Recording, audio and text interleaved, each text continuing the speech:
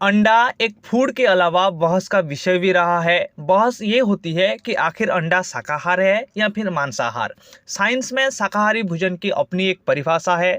कहा जाता है कि जिस खानपान में जानवर के मांस का हिस्सा ना हो तो उसे शाकाहार कहते हैं। इस नज़रिए से देखें तो अंडा शाकाहार हुआ। ऐसे में लोग अपने खानपान में शामिल करते हैं तो उन्हें ओवो वेजिटेरियन कहा जाता है। तो आइए समझते हैं अंडे के फंडा के बारे में। तो चलिए वीडियो को शुरू करते हैं। ज़्यादातर भारतीय मानते हैं कि अंडा मांसाहार है, इसलिए वो इसे खाने से बचते हैं।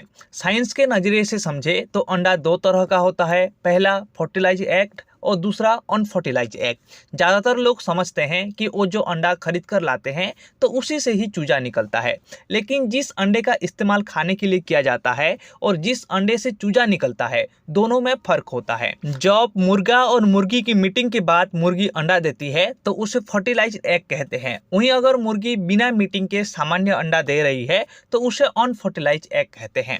वैज्ञानिकों की रिसर्च कहती है कि अंडे में चूजे की विकसित होने के लिए मुर्गी और मुर्गे की मीटिंग जरूरी है, इसलिए अंडे के कारोबार से जुड़े फर्म में मुर्गों को मुर्गियों से दूर रखते हैं ताकि मुर्गी के अंडे में चूजे विकसित ना कर सके।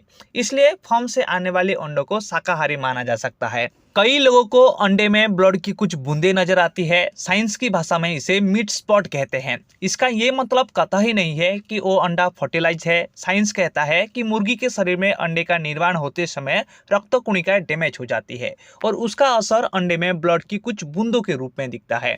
अंडा भले ही मुर्गी के जरिए आप तक पहुंच रहा है, इसका मतलब ये कतई नहीं है कि उसे मारकर अंडा आप तक पहुंचाया गया है।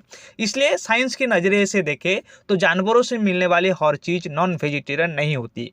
इसका एक और बेहतरीन एग्जाम्पल दूध यानी मिल्क है। आई होप आपको अंडा शाकाहार है या फिर मांसाहार इसके बारे में समझ में आ गया होगा। अगर आपको वीडियो अच्छा लगा है तो लाइक कीजिए, शेयर कीजिए और सब्सक्राइब करना बिल्कुल मत भूलिए। तब तक के लिए आप सभी को मेरे तरफ से जय हिंद।